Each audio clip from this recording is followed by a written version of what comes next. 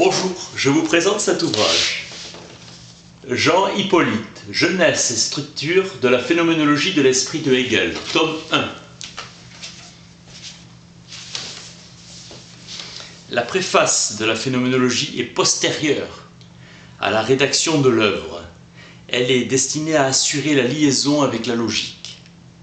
Au contraire, l'introduction écrite en même temps que l'œuvre renferme la première pensée d'où toute l'œuvre est sortie.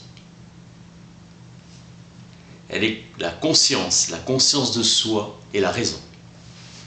La phénoménologie est une connaissance de l'absolu. L'absolu seul est vrai, ou le vrai seul est absolu. Hegel considère le savoir tel qu'il est dans la conscience, et c'est de ce savoir phénoménal, se critiquant lui-même, qu'il s'élève au savoir absolu. Hegel définit la phénoménologie comme développement et culture de la conscience naturelle vers la science, le savoir philosophique, le savoir de l'absolu. Il démontre que ce développement est l'œuvre même de la conscience qui est engagée dans l'expérience. Hegel critique la philosophie qui ne serait qu'une théorie de la connaissance. L'absolu est distinct de la connaissance, car le savoir est un instrument et cela suppose que le sujet du savoir et son objet se trouvent séparés. Ni l'absolu ne pourrait être savoir de soi, ni le savoir ne pourrait être savoir de l'absolu. L'absolu ne sera plus au-delà de tout savoir.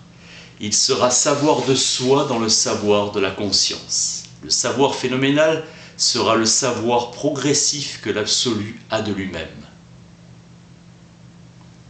La réflexion sera un moment de l'absolu. Il est de l'essence de l'absolu de se manifester à la conscience, d'être lui-même conscience de soi. La phénoménologie hegelienne décrit au lieu de construire et présente le développement spontané d'une expérience telle qu'elle se donne à la conscience. Expérience théorétique, le savoir de l'objet. La phénoménologie est l'itinéraire de l'âme qui s'élève à l'esprit par l'intermédiaire de la conscience. Étude des expériences de la conscience. L'expérience ne porte pas seulement sur le savoir, mais aussi sur la conception de l'existence. Le résultat d'une expérience de la conscience n'est négatif que pour elle, car la négation est toujours négation déterminée. Le philosophe aperçoit la genèse d'une nouvelle vérité dans la négation d'une erreur, immanence du tout à la conscience. Au savoir, dit Hegel, le but est fixé aussi nécessairement que la série de la progression. Vérité comme accord du sujet et de l'objet, l'objet étant transcendant à la conscience commune ou finie, mais immanent à la conscience transcendantale. Toute conscience est proprement plus qu'elle ne croit être. La mort de l'être là est le commencement d'une nouvelle vie de la conscience. La conscience réfléchit toujours sur elle-même. La réflexion est toujours une réflexion sur soi. Le monde est le miroir où nous nous retrouvons nous-mêmes. Le savoir du savoir sera, d'après l'évolution même de la conscience, savoir de soi et savoir de l'objet. La conscience distingue de soi quelque chose à quoi en même temps elle se rapporte. C'est en soi qu'est dit la vérité. Ce vrai est lié à un certain savoir qui est savoir de ce vrai et de cet objet posé comme étant en soi. Mouvement dialectique de la conscience qui s'exerce en elle-même. L'expérience fait la conscience. La phénoménologie de Hegel est la description de la conscience phénoménale et compréhension de cette conscience par le philosophe. Hegel verra dans les passions humaines que les ruses de la raison qui, par ses moyens, parvient à se réaliser effectivement. La pensée hegelienne est une pensée de l'histoire humaine, vision tragique. L'esprit pour Hegel est histoire. Thèse fondamentale qui est identique à celle selon laquelle l'absolu est sujet, mais la nature organique n'a pas d'histoire. La nature est l'odyssée de l'esprit. La vie universelle comme vie est ce que Hegel nomme le concept. La vie est bien tout entière présente dans chaque vivant particulier. Seul l'esprit a une histoire, un développement de soi par soi. Hegel insiste sur les trois moments. Conscience, conscience de soi, raison. Ils ne sont pas successifs dans le temps, ce sont trois abstractions pratiquées dans le tout de l'esprit. Car la conscience progresse avec l'expérience, étendant son horizon, l'individu s'élève à l'humanité.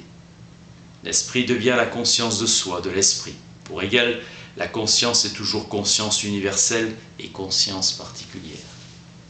Pour indiquer aux autres le chemin du savoir absolu, il faut le retrouver en soi-même. Le problème de l'individualité est le problème central de l'hegelianisme. L'esprit n'est pas l'universel abstrait, il est individuel. Hegel s'efforce de saisir l'individualité comme négation de la négation, mouvement pour surmonter sa particularité, exigence interne qui pousse la raison individuelle à devenir un monde pour soi-même comme esprit. La phénoménologie comme théorie de la conscience se situe entre l'anthropologie dont l'objet est l'âme et la psychologie dont l'objet est l'esprit. Le moi doit élever sa certitude à la vérité. Ma certitude est immédiatement vérité. La synthèse de la certitude et de la vérité est illusoire. La conscience de soi se montre comme un résultat et non comme une présupposition. Hegel est l'étude de la conscience commune et non l'étude d'une conscience philosophique. Le vrai est sujet ou concept, il est lui-même ce mouvement de devenir. Le vrai n'est donc pas l'immédiat, mais il est l'immédiateté devenue. Hegel dit que l'absolu est esprit, qui se sait soi-même comme esprit. Ce qui est nommé la conscience sensible, c'est justement cette pure abstraction. Elle est cette pensée pour laquelle l'être, l'immédiat, est. L'objet que considère la certitude sensible est l'immédiat, le vrai comme immédiat, l'être ou l'universel. Le savoir absolu retourne dans la conscience en se présentant dans son immédiateté. Le savoir immédiat est le savoir de l'immédiat ou de l'étant. Ce qui est ineffable est seulement visé, mais pas atteint. La certitude sensible illustre le premier théorème de la logique hegelienne. Celui qui posant l'immédiat, l'être, le découvre identique au néant. Le singulier visé par la certitude sensible est en fait son propre contraire. Il est l'universel le plus abstrait. La distinction de l'essentiel et de l'inessentiel est l'œuvre même de la conscience. Le privilège de l'être sur le savoir tient à sa permanence. Parménide distingue de l'être l'opinion. Ainsi, la conscience sensible doit distinguer de cet être sa visée. Le néant, comme néant du ceci, conserve l'immédiateté et est lui-même sensible, mais c'est une immédiateté universelle. La pure singularité, l'unité exclusive, étant sans détermination et l'universel même. La pensée hegelienne veut saisir l'être universel comme concept, comme sujet, et la pensée ne voit dans la nature qu'un moment particulier de cette dialectique. La conscience de l'autre devient conscience de soi, le concept en soi devient le concept pour soi. La conscience de soi est la vérité de la conscience.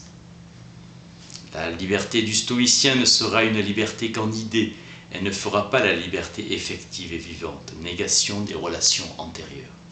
Le stoïcisme n'en représente pas moins la première notion de la volonté comme pensée. Il sait avoir une volonté universelle. Fichte, en reconstruisant toute la philosophie critique du point de vue de la raison pratique, n'aboutit qu'à cette intériorisation de l'opposition maître-esclave. La conscience humaine se pose comme la conscience esclave, et son essence, la maîtrise, est au-delà d'elle, en Dieu que Hegel nomme immuable ou l'universel. Le savoir d'un objet est savoir de soi, et le savoir de soi est savoir de l'être en soi. Cette identité de la pensée et de l'être se nomme raison. Synthèse dialectique de la conscience et de la conscience de soi, devenue elle-même conscience de soi universelle. Reproche de Hegel fait à Fichte et son idéalisme subjectif. Son système où le moi et toute réalité ne coïncident pas avec un moi qui doit être égal à moi. La réalité prend naissance comme un non-moi.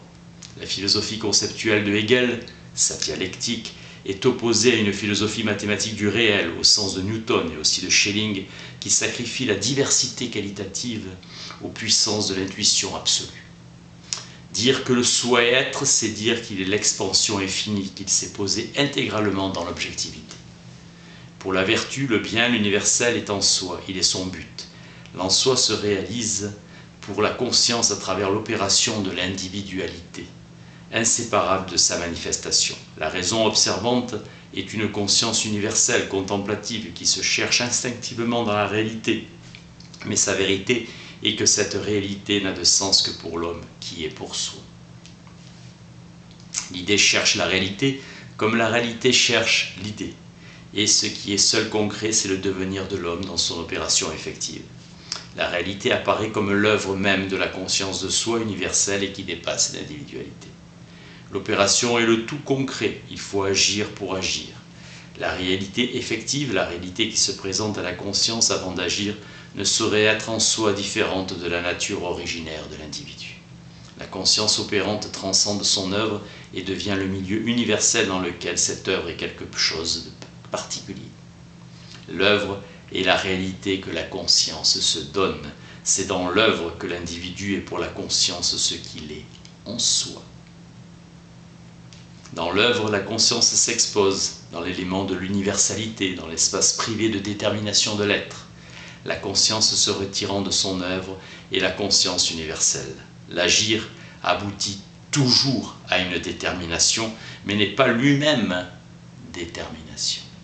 L'être de l'œuvre par rapport à la conscience est un être objectif, un autre objectif, un être pour autrui, de sorte que dans son œuvre, l'individualité s'oppose à la disparition, car la réalité est dépassée. Hegel dira que le logos est la chose même en tant qu'identité de la pensée et de l'être. Une œuvre ne vaut pas par elle-même, elle vaut quand elle est authentifiée par le devenir de la conscience de soi, quand, dans l'épreuve de la durée, elle a trouvé son sens pour l'esprit. Œuvre comme accroissement du savoir. La vérité est pour la conscience égale à la certitude, elle est le monde éthique dans lequel l'être est en même temps le soi. Ce monde est la volonté de ce soi.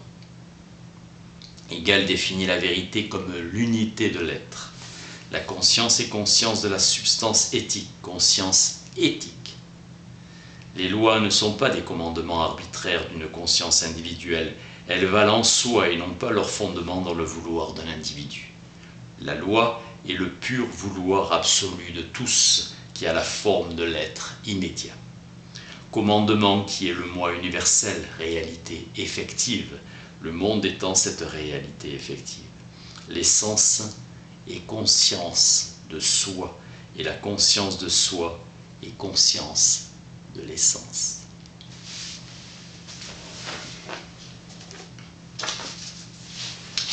Jean Hippolyte, Genèse et structure de la phénoménologie de l'esprit de Hegel, tome 1. Merci.